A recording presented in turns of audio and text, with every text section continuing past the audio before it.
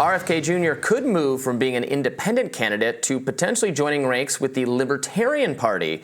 Now, during an interview on CNN, RFK said it was, quote, something that we're looking at when asked if he was still pursuing that avenue to get on the ballot. Let's watch. Is it possible that you will seek, as you are running as an independent, you will seek still to be the Libertarian candidate, which would assure you getting on all 50 state ballots? That's something that we're looking at. We have a really good relationship with Libertarian Party. I'm going to be speaking at the California Libertarian Party convention. I think it's next week or maybe a couple of weeks, and then we're talking about me speaking in New York. Now, as the independent candidate weighed his options on how best to get to 1600 Pennsylvania Avenue, he also revealed in a separate interview with News Nation that the Trump team had reached out to him to discuss a potential VP slot, but that he turned down that offer. RFK Jr. told News Nation, quote, "I would not take that job. I'm flattered that President Trump would offer it to me, but it's not something that I'm interested in." RFK also had some choice takes for his younger supporters. Lock your parents in a room and force them to listen to Joe Rogan. Let's take a listen.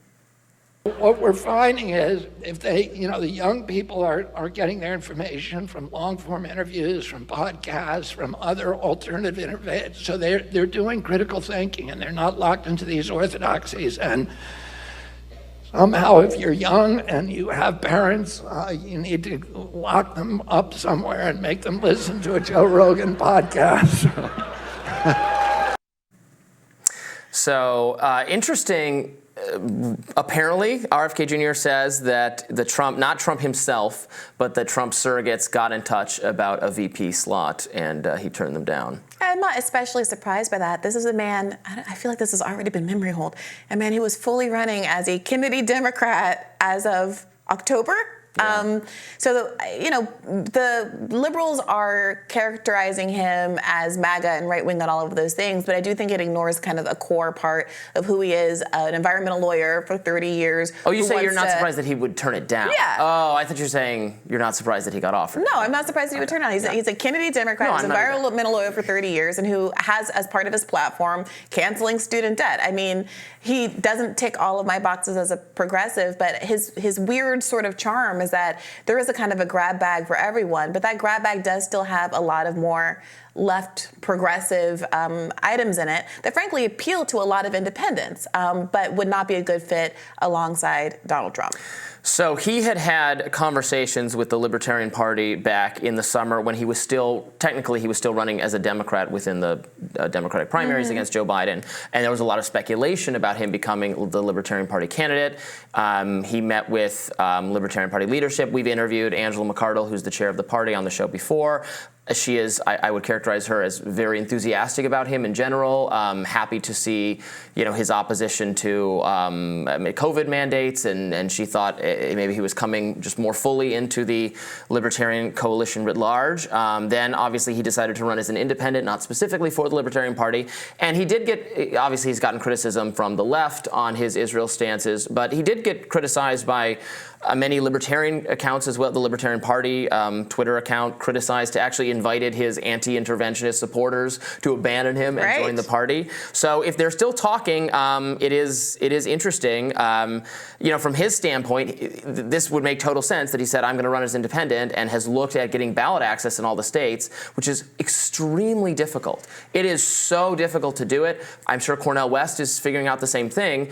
If you're attached to a party like the Libertarian Party or the Green Party, they already have access. They're already on the ballot. So there's some tactical reasons it makes sense to do that. So I wonder if he's seen the process and decided that if he really actually does want to be on all the, as he's sworn he will be on the ballot in all the states, maybe the Libertarian Party is looking more appetizing after all. Well, I would say this. Unlike Cornel West, RFK Jr. does have the benefit of a multi-million-dollar super PAC that is aiding him in the process of getting ballot access. I mean, some states are relatively easy. Some states are very relatively more difficult because of the number of signatures you need to get. The signatures are challenged. You got to do multiple rounds and over and over and over again. But it's not, I think, a mysterious process. It largely is elbow grease and manpower. Can you get enough people out on the streets with clipboards, collecting the signatures that you need, and do it quickly enough to get the process validated before election time rolls around? And so, I'm not exactly sure. It'd be interesting to hear from some of his surrogates about how that process is going. But it's not clear to me that he needs the Libertarian Party in the way that I would argue Cornel West. It's looking increasingly like he very much would benefit from an association. But the with work's Green already Party. done. You could spend that time, money, and effort Absolutely. just, advertising yourself more generally. But here's a fundamental problem.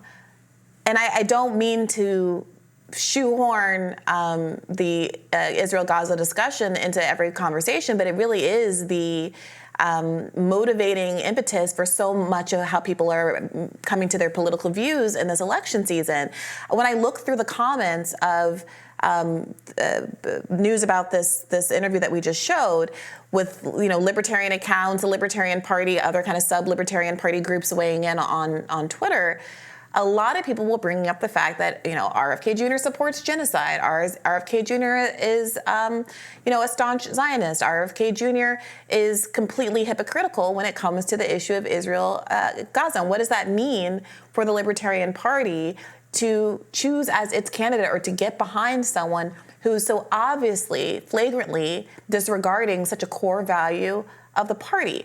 I just don't know if they're going to be able to make that fit. Well, and to be clear, it's not just up to the chair to decide. The Libertarian Party goes through a nominating process that I don't know all the details of. My colleagues at Reason who cover the Libertarian Party are far more knowledgeable about it. But he would have to go up against. There are other people pursuing the nomination, and he would have to win support from. I believe it's a delegate system that the Libertarian Party uses. So he's not going to just automatically be given it. And you're right that from a libertarian standpoint, both his foreign policy and his Israel position, and then also some of the other things you mentioned, including his support for student loan debt forgiveness and history of environmental law and regulations. Guns. Yeah, he is.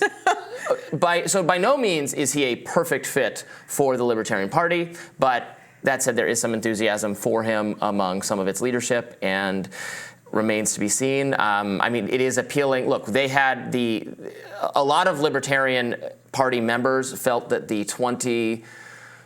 it was the 2012 and the 2016 candidate, Gary Johnson, who's a former Republican governor of New Mexico. His vice president was Bill Weld, former Republican governor of Massachusetts.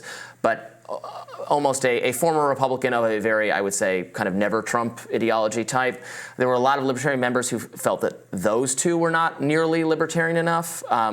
Almost, despite both of them being Republicans, that they were too liberal or almost too progressive to be too reflexively anti-Trump in like an MSNBC kind of way that really grated a lot of Libertarian Party membership. Sure, but that's not an ideological. Even that, I'm just saying it is nothing new for many Libertarian parties to be sucking up and putting up with it. If Libertarians happen to like Trump and they don't like a candidate that has been too hard on Trump, that's like vibes.